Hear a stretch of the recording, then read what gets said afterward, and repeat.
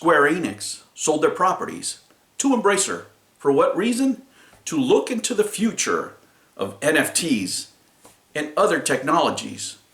Will that be their future, or are they on the highway to hell?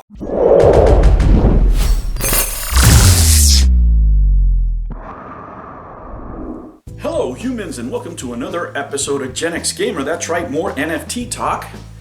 When Square Enix did this move, the usual crypto Karens came out there, and we're pretty upset about this sale. Guys, I'm going to give it to you from a business point of view, right? And it's probably not what you're going to want to hear, but that's okay. I'd rather tell you what you need to know, not what you want to hear. And the truth is that any CEO's first duty is to look into the future of markets and to see how the company can survive in the future. Now, in this current market, it means investing in NFTs. Now, not only those markets, in artificial intelligence, in cryptocurrencies, those type of things.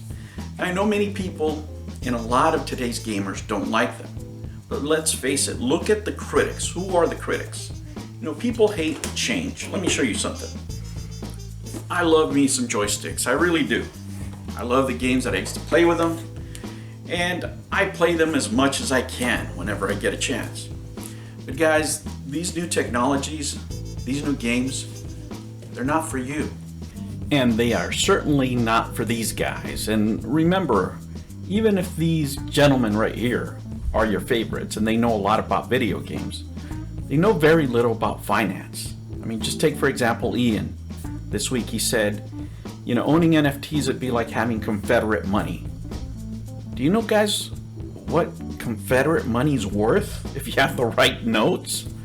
I mean, it's idiotic things like that. You can't mix both things together. There is the games and there is the economic of games, right? And these gentlemen right here within 5 years will no longer be part of the market base that Square Enix is trying to market to. Every video game company wants to go younger and younger and younger. I'll give you an example. Where are your heroes of the 90s now? The guys that were really good at GoldenEye, the guys that were really good at Street Fighter. Are they still relevant? Are they making games for them anymore? No. A lot of those guys have families now. They grew up and they have jobs and what have you. They went into other things. And the same thing is going to happen to many of the gamers right now. These technologies are for the future. And sadly, the future does not include a lot of these YouTubers that are playing a lot of the games now. Now, am I saying go buy NFTs right now? No, absolutely not.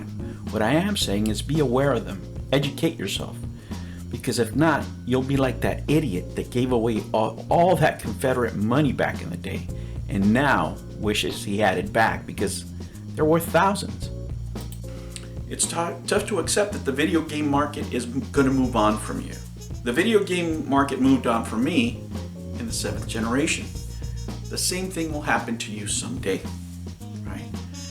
And these are the people that these companies are investing in.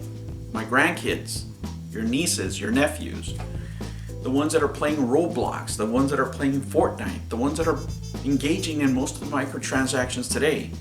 That's the audience that they want to build in the future, right? For those of you who don't understand NFTs, okay, I asked somebody, an expert on the field, and I said, give me the simplest way to explain to people an NFT that compared to a picture that anybody can download from the internet, for example, if we're talking just about a picture. He told me this: imagine the first run of a book, right? The first printing of a comic, anything in print. That first run is the valuable one. There will be other editions, there'll be reprints, but they will never be as valuable as that first run. It's the same concept, just electronically. The other advantages it has is that once you possess that and you resell it, the person who made it can get a small commission in the future. Something we can't do with books today, for example, or comics, or even video games. So it's also the financial future of these artists and creators. Now, you and I may not like it, right? You and I may detest the idea of having a game where you can earn money or do this, that, and the other. But it will be a great revenue generator, not only for these companies, but for the people who come up with these intellectual properties. You know, as I told you, 2 months ago, NFT winter was coming. We're in the middle of it right now. The stock market is crashing, right? NFTs are a good vehicle right now for creators, not so much for the public. But if you're a creator, you should start learning, okay? I'm not saying to go out and buy. I'm saying educate yourself in this technology if you decide to, participate in any form of business and media, really, for the future, because that's how people are going to do contracts in the future. That's what's coming. It doesn't matter if you like it. It doesn't matter what you think about them. It really doesn't matter. Everybody hates change. Everybody does. But that's how things evolve, Like I told you before, I have friends that never went past the pinball machine.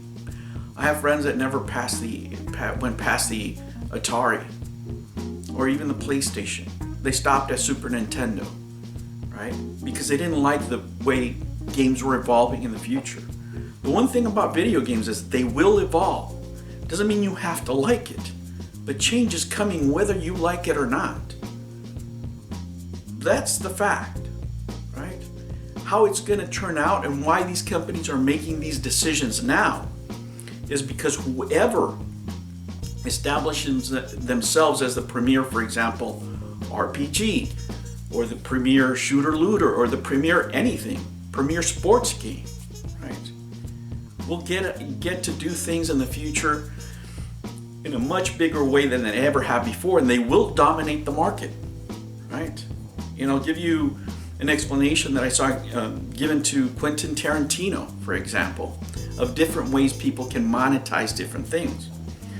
And, things that I don't think about, right? That I wouldn't necessarily think about, but think about it this way. I want you to think about Pulp Fiction, right? And think of any iconic image of meme out there that you can think of that movie, right? Imagine if you bought the NFT. A lot of people would say that's ridiculous. You can get that NFT from just copy and pasting. Yes, you could.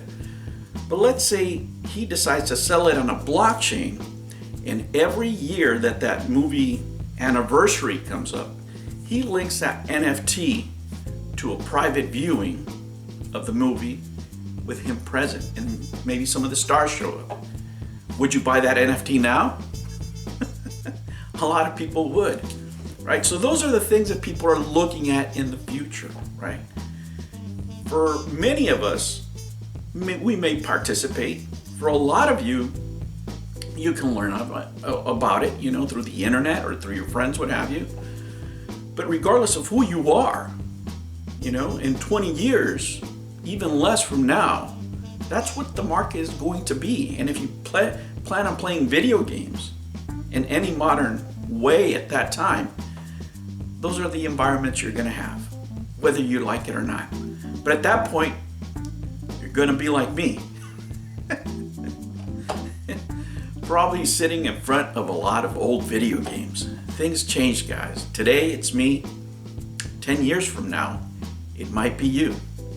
Nobody likes change, but it's coming. I'll catch you on the next one. Take care. New videos every Monday and Sunday. Thank you for joining me on another episode of the Gen X Gamer. Remember to like and subscribe, click that notification bell, and remember, never ever be afraid to be happy. I'll catch you on the next one. Take care.